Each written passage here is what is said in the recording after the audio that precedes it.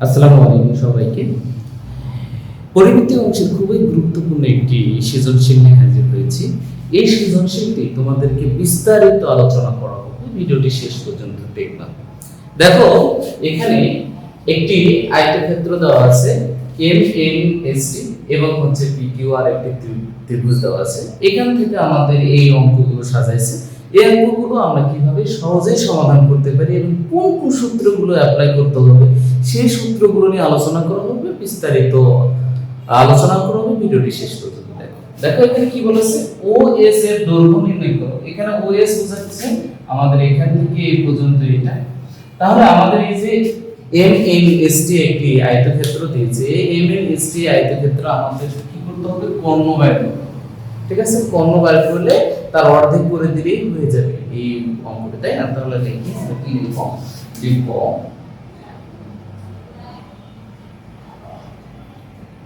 M N S T আয়তক্ষেত্রটি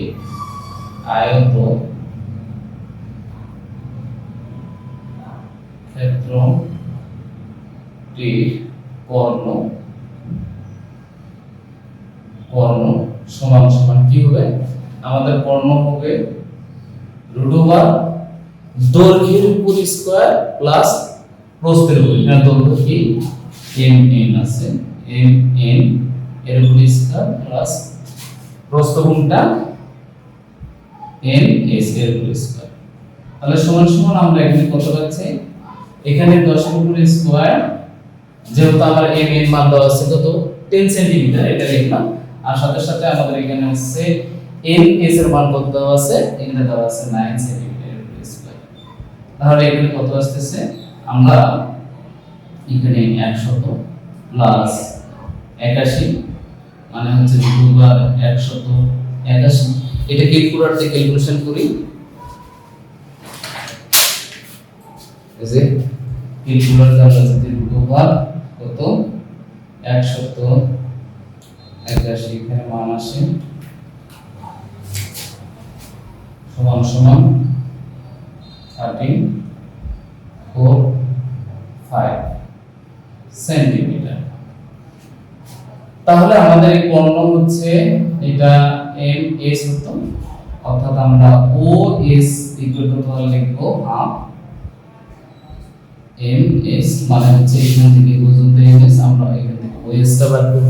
ঠিক আছে, তাহলে এখানে আমরা কত পাইলাম, হাফ গুণন 13.45, এটা কত আসছে, তাহলে ভাগ 2 আমরা দিই, তাহলে এখানে আসছে 6.73 সেন্টিমিটার। এটা হলো অ্যান্সার। তাহলে আমরা এখান থেকে কি পাচ্ছি, এই আয়তক্ষেত্রের কর্ণের সূত্রটা পেলাম। কর্ণের সূত্রটা কি, সেখান থেকে আমরা কি ওএস এর মান বের করে ফেললাম। ঠিক আছে, ভিডিওটি শেষ পর্যন্ত দেখো। এখন আমরা কি করব, খ নম্বর অঙ্ক করব। খ নম্বর এখানে কি বলেছে, এম এন এস টি চতুর্ভুজটির বৃহত্তম বাহু চতুর্দিকে একবারে যে ঘোরালে যে ঘনবস্তুটি উৎপন্ন হয় তার সমগ্র তলের ক্ষেত্রফল নির্ণয় করতে বলেছে। এখানে বৃহত্তম বাহু কোনটি, বৃহত্তম বাহু হচ্ছে 10 সেন্টিমিটার, আর এখানে হচ্ছে আমাদের ক্ষুদ্রতম বাহু কোনটা 9 সেন্টিমিটার। তাহলে আমরা এই ধরনের অঙ্কগুলো কিভাবে করি, আমরা এই বৃহত্তম বাহু যখন আমরা একবার করে ঘোরাবো, তাহলে এটা কি সমবৃত্ত বেলুন আকৃতি তৈরি হবে। আমাদের এই যে বেলুনের যে সমগ্র তলের ক্ষেত্রফল সেটা বাইরে করলে হয়ে যাবে। দেখো আমরা কিভাবে করি, এটা একটু মুছে দিই।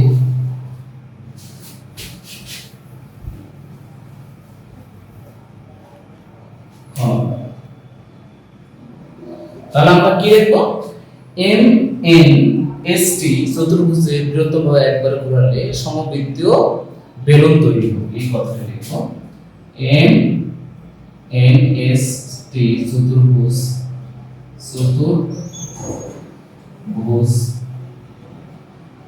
টির বৃহত্তম বাহু ঘোরালে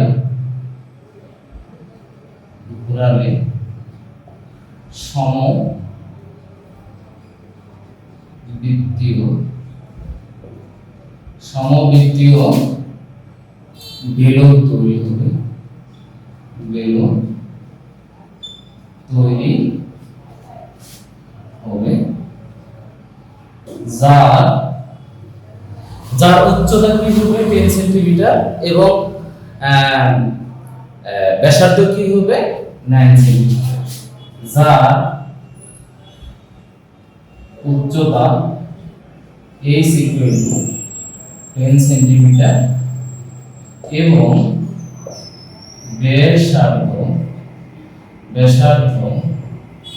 ব্যাসার্ধ r equal to হবে 9 সেন্টিমিটার। তাহলে আমাদের এই বৃত্তম বাহুটা একবার ঘোরালে কি হবে সমবৃত্তীয় বেলুন আকৃতি তৈরি হবে। আমরা এই বেলুনের সমগ্র তলের ক্ষেত্রফল জানি যে 2 পাই r into r plus s, এইটি জানি। তাহলে আমরা সেটা লিখে দিই, অর্থাৎ বেলুনের সমগ্র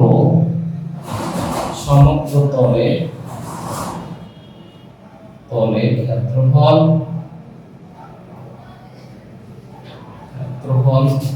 সমান 2 পাই r into r plus s। এটি হচ্ছে সমগ্র তলের ক্ষেত্রফলের সূত্র। এখন আমরা কি করব, এখানে r এর মান এবং s এর মান বসিয়ে দিব, তাহলে আমাদের এই অঙ্কটি হয়ে যাবে। তাহলে মানগুলো বসাই, দেখো কি হয় যে এখানে হচ্ছে 2 গুণন 3.1416 গুণন r এর মান হচ্ছে 9 প্লাস 10। ঠিক আছে, এটা ক্যালকুলেশন করে দেখি কত আসছে। তাহলে এখানে 2 গুণন 3.1416 গুণন 9 ব্র্যাকেট 9 প্লাস 10 এগেস। তাহলে এখানে আসে হচ্ছে 1074। তাহলে এখানে আসছে 1074 পয়েন্ট কত, এখানে 43। তাহলে এটা হবে বর্গ সেমি। তাহলে আমাদের এটি হলো অ্যানসার। ঠিক আছে, এটি হচ্ছে অ্যানসার। সমগ্র তলের ক্ষেত্রফল এটি হয়ে গেল, এটি হলো অ্যানসার। হ্যাঁ, এখন আমরা কি করব, এই গ নম্বর অঙ্কটা করব।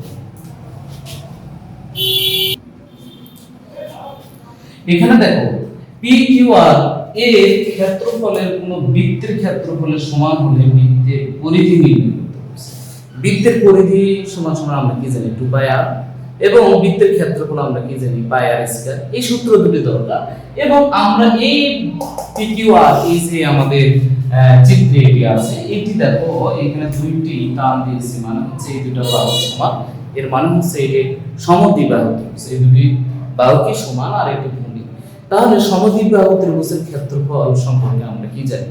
আমরা জানি b ভাগ 4 √4a square minus b square, এই সূত্রটি জানি। ঠিক আছে, তাহলে সেটি লিখি। তাহলে থিটা p q r একটি সমদ্বিবাহু ত্রিভুজ। সুতরাং ত্রিভুজ ধরি ত্রিভুজ PQR এর ভূমি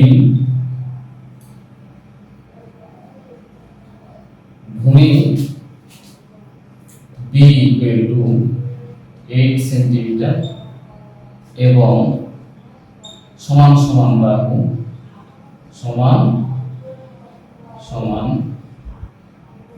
বাহু সেটা A equal to তার কত 7 সেন্টিমিটার। এই সমান সমান বাহু এবং ভূমি আমি ধরে নিলাম, তাহলে সুবিধা হবে ক্ষেত্রফলের সূত্রটা দেখতে। অর্থাৎ সমদ্বিবাহু ত্রিভুজের ক্ষেত্রফল সমদ্বিবাহু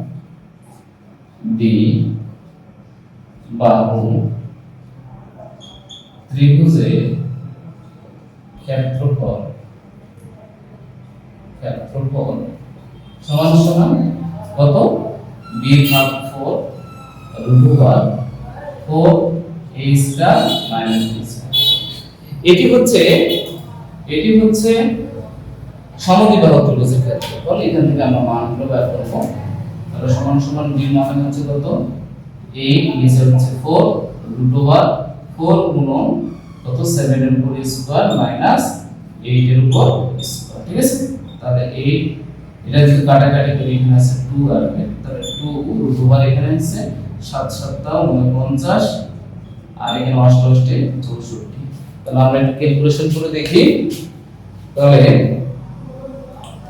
4 গুণন 49 বিয়োগ 64 তার উপর রুট অ্যানসার যদি দেই এর সাথে আমরা কি করব গুণন 2। তাহলে এখানে আসে আমাদের 22 9 7 8। এটা হচ্ছে বর্গ সেমি আসলো। এখন এটা বলেছে কি যে একটি বৃত্তের ক্ষেত্রফলের সমান হলে তখন আমাদের পরিধি বের করতে বলছে। অর্থাৎ আবার ধরি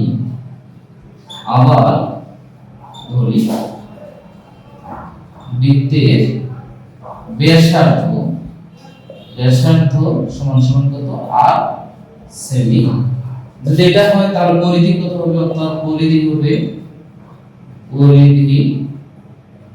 2 পাই r। শর্ত মতে তাহলে কি হবে, শর্ত মতে আমরা দেখেছি এখানে হচ্ছে বৃত্তের ক্ষেত্রফল এবং হচ্ছে সমদ্বিবাহুর ক্ষেত্রফল পরস্পর সমান হবে। তাহলে হচ্ছে পাই r স্কয়ার ইকুয়াল টু এখানে কত পাইছি আমরা 90 অ্যানসার। এখন আমরা এটা কি করে দেব, ভাগ কত আসছে y এখানে আসছে সরি আমি ক্লাস করিনি পাই r স্কয়ার ইকুয়াল টু তাহলে এখানে আসছে কত 22.978 ডিভাইডেড কত পাই, আর এখানে আসছে হচ্ছে 7.314 এটা আসছে। এটা আমরা যদি কি করি বর্গমূল করে দেই তাহলে অ্যানসার আসবে একটু বেশি এখানে। তাহলে এখানে বর্গমূল আসবে r ইকুয়াল টু তাহলে কত আসছে 2.704 এটা আসবে। অর্থাৎ বৃত্তের পরিধি সমান সমান কোনটা আমি ধরেছি এটা 2 বাই r, অর্থাৎ বৃত্তের পরিধি হচ্ছে 2 বাই r। তাহলে আমরা 2 গুণন 3.1416 গুণন 2.704 এটি আমরা লিখব। তাহলে গুণন 2 গুণন আমরা ক্যালকুলেটরে পাই বসে দিব, অ্যানসার আসবে 16.9927। এটি হলো অ্যানসার। দেখতে পাচ্ছ তোমাদের বৃত্তের পরিধি তাহলে কত আসলো, এটা আসলো। এই তো হলো এই সৃজনশীলের অঙ্কের সমাধান। আশা করছি তোমরা অঙ্কটি ভালোভাবে বুঝতেছো এবং এই অঙ্কটি যদি কোনো সমস্যা থাকে তাহলে আমাকে কমেন্টে জানাবে, তোমাদেরকে সমস্যার সমাধান করে দেব। আরো অঙ্কের সমস্যার সমাধান করে দেব, তোমরা যদি আমাকে কমেন্টে বা এসএমএস এর মাধ্যমে জানাও। আশা করছি তোমাদের ভালো লেগেছে। ভালো যদি লেগে থাকে তাহলে আমার এই চ্যানেলটাকে সাবস্ক্রাইব করুন, কমেন্ট করুন, সবাইকে শেয়ার করুন। সবাই ভালো থাকুন, সুস্থ থাকুন। আসসালামু আলাইকুম।